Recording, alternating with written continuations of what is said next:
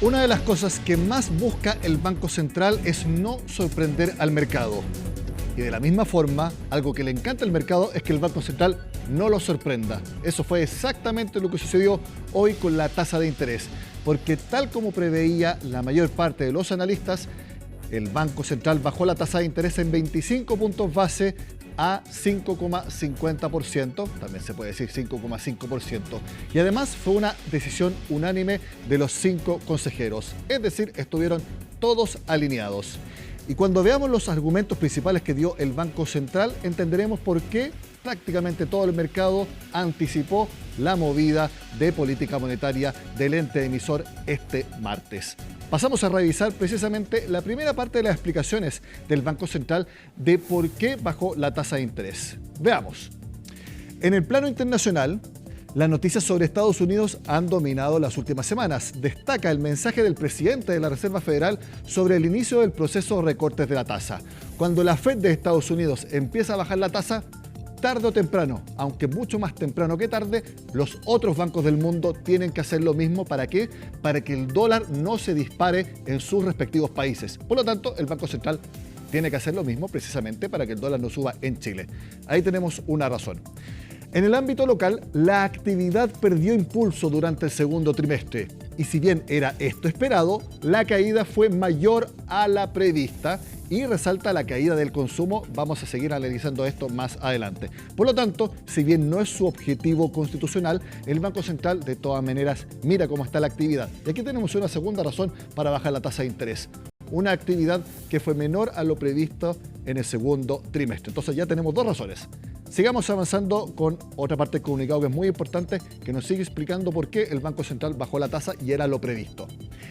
El conjunto de antecedentes disponibles sugiere cambios acotados en el panorama de la actividad, ya lo vimos, y expectativas de inflación alineadas a la meta de 3%, y aquí es muy importante, reduce los riesgos de una mayor persistencia inflacionaria. Entonces, ya tenemos tres razones para que el Banco Central baje la tasa de interés. Y aquí hay una muy importante, y que es la principal, de acuerdo a su mandato constitucional, que se reducen los riesgos persistentes de la inflación.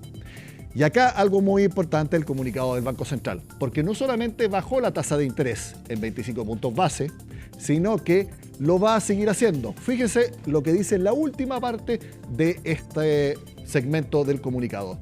El Consejo estima que, de concretarse los supuestos del escenario central del IPOM de septiembre que va a presentar el Banco Central mañana, la reducción de la TPM, es decir, de la tasa de interés hacia su nivel neutral, será algo más rápida que lo previsto en junio.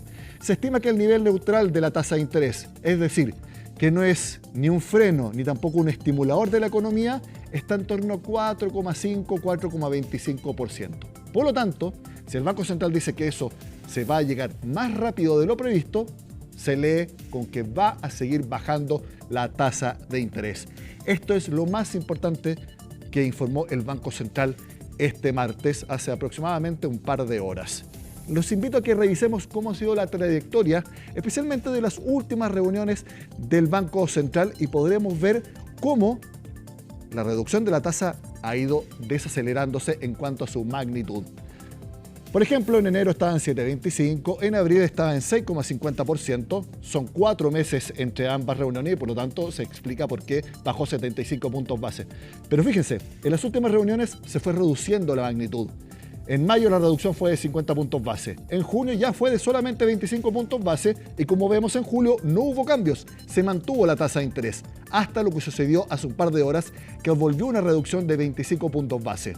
El Banco Central, como lo dijo textualmente ahora, va a seguir bajando la tasa, pero en torno a estas magnitudes, 25 puntos base, no más que eso. De hecho, en el mercado creen que en lo que queda del año podría bajarla una sola vez, al menos así lo anticipan algunos equipos de estudios. ¿Qué les parece que vayamos inmediatamente a los comentarios de mercado? Partamos revisando lo que opinaron en Copeuch. Hay varios hechos que fundamentan esta visión de menor inflación en el mediano plazo. Bases de comparación más exigentes que traerá la mayor inflación de corto plazo, un consumo que evidencia mayor debilidad, un mercado laboral y un mercado del crédito que continúan bastante debilitados Y bien importante en esta contingencia, una Fed que comenzará antes de lo previsto su ciclo de baja de tasas. Todo esto en un contexto con expectativas de inflación ancladas a la meta, entrega antecedentes en que resulta necesario seguir reduciendo la TPM, y no solo esto, sino también que bajará de forma más rápida de lo que se esperaba en el IPOM pasado. Revisemos lo que opinan en el Banco Santander en un comunicado que ellos también, analizando la tasa, enviaron hace algunos minutos. Los principales argumentos para la decisión de rebajar la TPM, es decir, tasa de política monetaria, más comúnmente conocida como tasa de interés, estuvieron incididos sobre todo por una mayor debilidad del gasto interno. Parte del gasto interno es el consumo, lo que podría llevar a ajustes a la baja en las proyecciones de mañana, proyecciones de crecimiento y también de inversión. Y además se anclaron las expectativas inflacionarias en 3%. Así, existe espacio para que el Banco Central concrete un recorte adicional de tasa en lo que queda del año para terminar con la tasa en 5,25% en diciembre. Quedan 2 reuniones todavía del Banco Central. Al menos en Santander creen que en una de esas reuniones habrá un recorte adicional para que quede en 5,25% la tasa. Bueno, como ya hemos visto bastante en este rato acá en Agenda Económica, la debilidad del consumo es lo que está llevando al Banco Central a seguir bajando la tasa de interés, al menos por la debilidad de la actividad económica. Precisamente, una empresa transnacional que se dedica a revisar datos de consumo nos muestra cómo ha estado este ámbito en el último tiempo. Venimos con muy buenas noticias para la economía nacional, con Unipec y con Unimasec, que están dando tasas positivas de crecimiento. Cuando lo contrastamos con nuestra canasta de consumo masivo que vimos en índice IQ, vemos como luego de un 2023 que estuvo asignado por un alza muy importante de precios, la misma se fue desacelerando a lo largo de todos los periodos 2023 hasta cerrar en este último periodo reportado a mediados de 2024 en 4% de incremento. Nos termina dando una desaceleración en la caída del consumo que venía sostenida en los últimos 2 años, cerrando ya en el último periodo muy cercano al cero. Esto quiere decir que de continuar estas tendencias, podríamos tener un consumo recuperándose para el final del año. En eso también coinciden agentes del mercado, que el consumo que ha estado débil, tal como lo dijo ahora mismo el Banco Central, podría recuperarse en lo que queda de 2024. Bueno, la siguiente información es muy importante para un producto que uno tiene que consumir todo el tiempo, independiente de su precio, si es que uno anda en auto. Me refiero, por supuesto, a los combustibles, porque todos los combustibles, la gasolina, el petróleo y la parafina, van a bajar a partir del jueves. 30 pesos, casi 30 pesos, tal como lo cuenta Natalia Muñoz.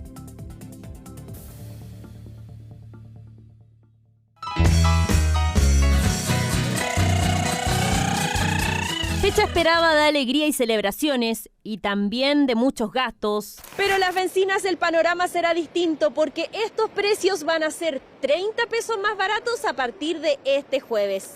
Buenas noticias y algo de alivio para el bolsillo de estos gastos del 18. Una baja del precio de las bencinas de 29 pesos por litro. En el caso del petróleo diésel va a ser de 20 pesos por litro y en el caso de la parafina también va a ser 20 pesos por litro. Así que son buenas noticias para los consumidores, tanto por el lado de la calefacción, el transporte. Tras una racha al alza, casi como un pequeño aguinaldo, las bencinas dan un leve respiro, una caída por factores internacionales. Principalmente los factores son la baja del dólar y por otro lado también en menor medida la baja del petróleo internacional. Tenemos un petróleo que ha estado bajando en el último tiempo, un petróleo Brent que ha estado alrededor de los 74, 75 dólares. Y por otro lado, un tipo de cambio que también ha estado más cerca de los 900 pesos que en las últimas semanas. Y por lo tanto, eso lleva a que tengamos una baja importante en las bencinas. Seguramente en 3 semanas más eso se va moderando. Más de 1.100.000 vehículos dejarían la región metropolitana para el feriado largo que se extenderá desde el 13 al 22 de septiembre. Sin duda que bajen las bencinas cae muy bien a los conductores. Bacán porque la economía no está muy buena. Estos días son súper largos, una semana completamente larga, todos van a salir fuera de Santiago, y yo también. Toda baja es positiva. Que baje algo, porque todo sube en este país. Estupendo. ya es mucho.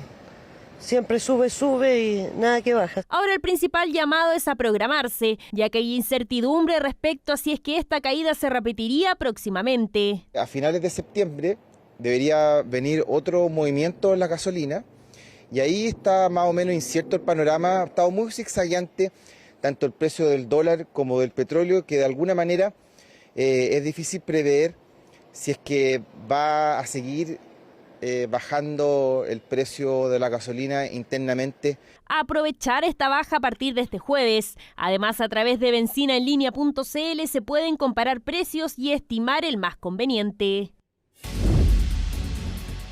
Hagamos un resumen de las cifras conocidas hasta ahora en la semana. El lunes conocimos el IMASEC de julio, 4,2% de crecimiento sobre las expectativas del mercado. Recién lo analizamos completamente. El Banco Central bajó la tasa de interés a 5,50%. Antes estaba en 5,75%, es decir, un recorte de 25 puntos base, exactamente lo que esperaba el mercado, y anticipa que van a seguir bajando la tasa al menos una vez más en lo que queda de 2024. Mañana, muy temprano, el mismo Banco Central va a publicar el informe de política monetaria de septiembre. Va a explicar por qué tomó esta decisión de la tasa de interés y va a entregar más antecedentes para el futuro. Y también se van a actualizar las proyecciones de PIB. Se espera que se ajusten, que no haya cambios muy importantes. La última vez fue entre 2,25 y 3% de crecimiento para el año. Lo más probable es que se ajuste a 2,50 y 3%. Eso sí, debiera haber una baja en la estimación de inversión, un tema que también que hemos hablado acá en Agenda Económica. Vamos a ver también qué es lo que pasa con el IPC, pero ya más o menos tenemos un antecedente de que están las expectativas bastante ancladas en 3% para los próximos 12 meses y 24 meses, que es el objetivo principal del Banco Central. Veremos también si hay algún otro mensaje por ahí de Rosana Costa cuando vaya a entregar el informe de política monetaria al Congreso. Y por último tenemos el IPC de agosto, que vamos a conocer el viernes a las 8 de la mañana. Se espera que sea 0,2%. Bueno, sigue bajando la tasa de interés en Chile, pero en el mundo lo va a empezar a hacer también la Reserva Federal de Estados Unidos también este mes, en septiembre. Por eso el mundo financiero se ajusta a este ciclo de baja de tasas. Es el tema que analizaremos al regreso acá en Agenda Económica.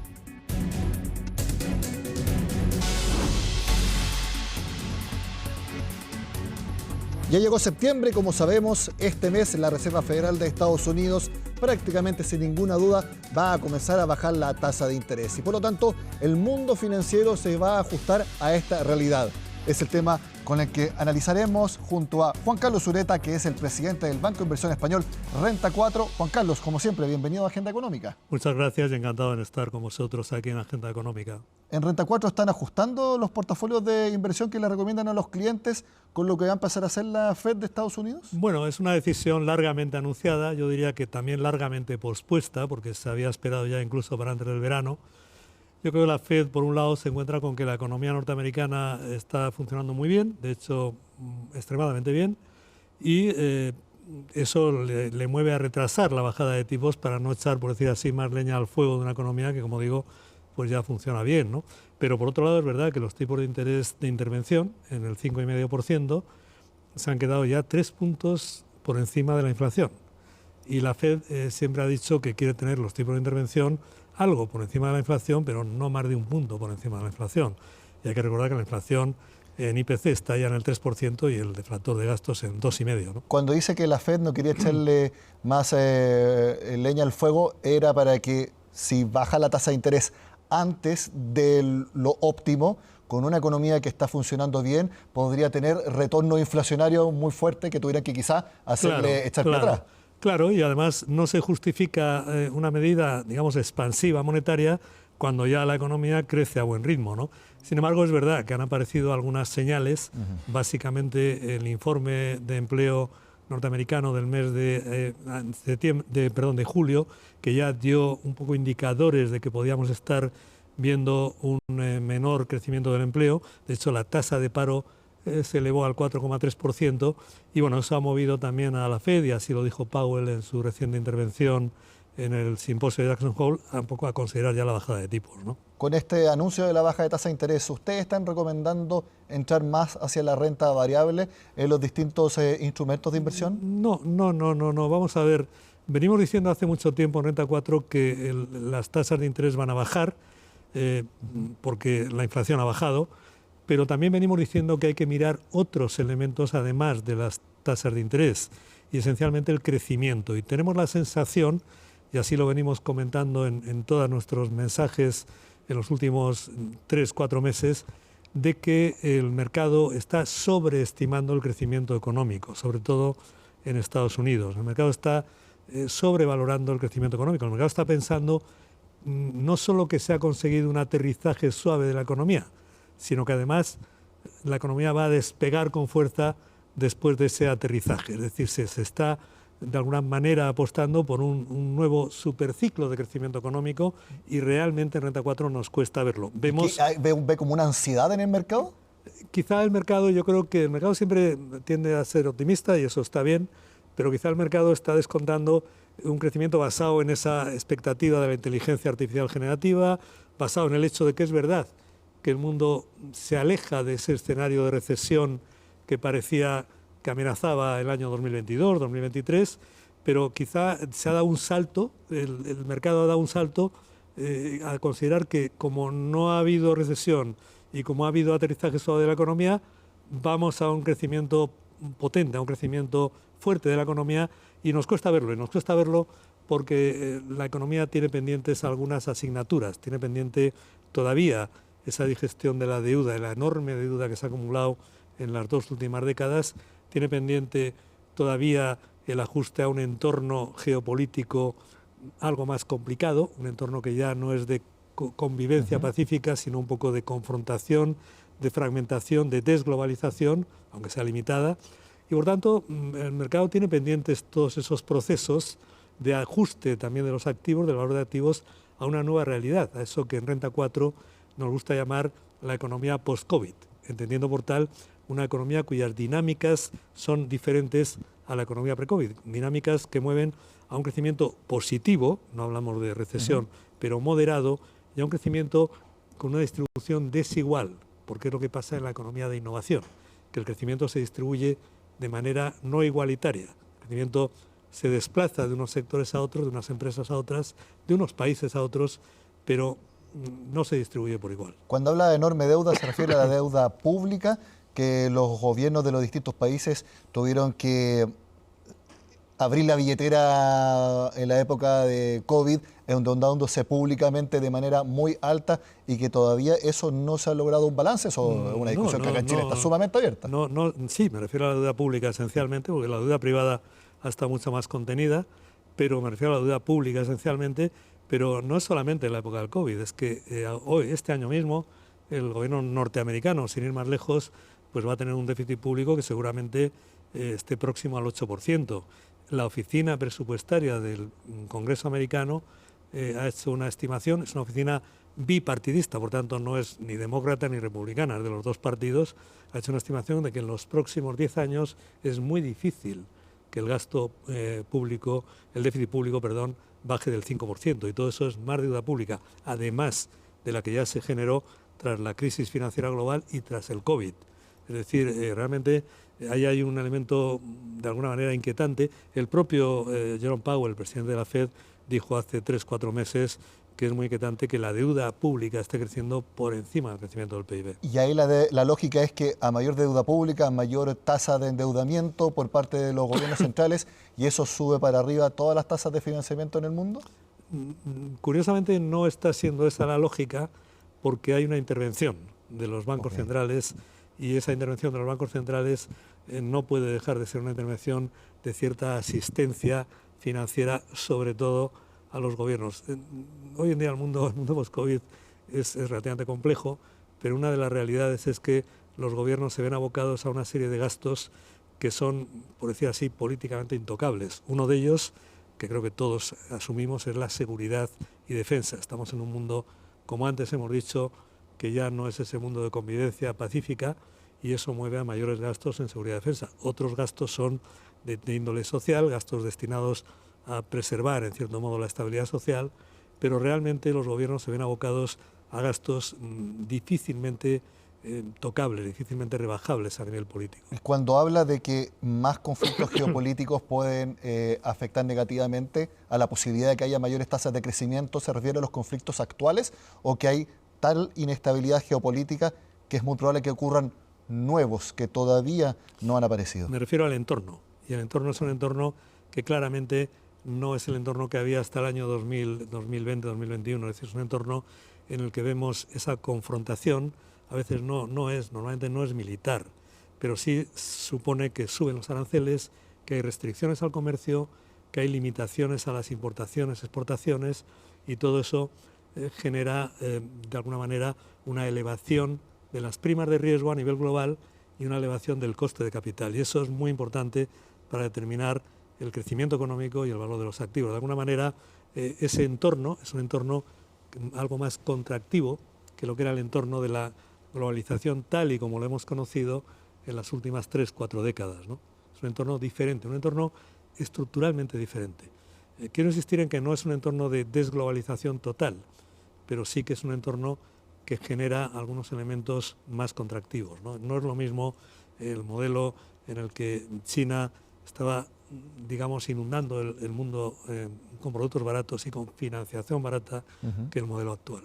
Y con este entorno mucho más desafiante, Juan Carlos, ¿qué le están recomendando a sus clientes corporativos cuando les están pidiendo a ustedes alguna guía para el futuro? Le están diciendo que tienen que seleccionar muy bien sus inversiones porque los costos de financiamiento van a ser más altos, o que sean selectivos aún más. Vamos a ver, primero estamos recomendando no abusar de la deuda, es decir, aunque las tasas de interés bajen, vamos a un mundo en que va a haber lucha por los recursos financieros. Precisamente por esas necesidades también de los gobiernos de financiación. O sea, usen más su caja y no tanto deuda.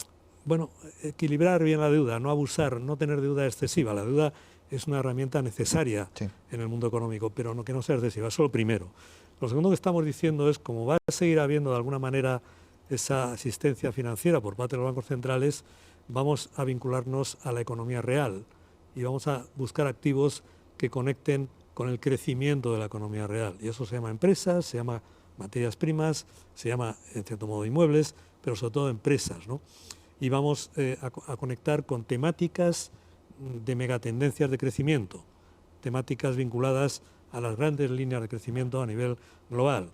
No solo la tecnología, también la tecnología en todas sus variantes, pero también todo lo que es consumo, todo lo que es vinculado con el medio ambiente, todo lo que es vinculado con el ocio, viajes, longevidad, salud, temáticas que van a ser muy potentes en términos de creación de valor. Y eso es lo que recomendamos a los clientes, seleccionar activos de calidad, entendiendo por tales los que tengan un buen balance, que no hayan abusado de la deuda y que tengan un buen posicionamiento en esas temáticas y gestión de calidad, gestión confiable, fiable. Y la recomendación para las personas, el inversionista retail. Yo he conversado con varios analistas que ellos dicen, más o menos tienen una visión bien parecida a la suya, y que lo mejor es quedar donde están, no hacer mucho cambio de lo que están haciendo. Vamos a diferenciar un poco el largo plazo, que es lo que hemos comentado, vincularse a la economía real y a empresas, y el corto plazo. En el corto plazo, nuestra sensación es que los mercados, sobre todo algunos segmentos del mercado, como puede ser todo el tema de inteligencia artificial, tienen una cierta sobrevaloración. No vamos a hablar de burbuja, pero sí de sobrevaloración, debido fundamentalmente a todo lo que ha sido el apalancamiento financiero y la sobreestimación de la expectativa de crecimiento, ¿no? Entonces, pensamos que probablemente vamos a ver alguna corrección por el camino. En ese sentido, actualmente lo que estamos recomendando es aparcar una parte de la cartera en activos de corto plazo, de calidad, monetarios, que hoy en día dan una buena rentabilidad en el corto plazo, y esperar oportunidades, pero siempre tendente a, en el largo plazo, estar invertidos en economía real, que es lo que creemos que va a generar crecimiento de valor en el patrimonio y, por tanto, rentabilidad. Juan Carlos Ureta, presidente del Banco de Inversión Español Renta 4, como siempre, muchas gracias por estar en Agenda Económica. Gracias a vosotros, encantado. De esta forma terminamos la Agenda Económica de este martes. Recuerden que este miércoles, programa dedicado especialmente al informe de política monetaria del Banco Central, y también el viernes tenemos IPC de agosto. Que estén muy bien, nos vemos.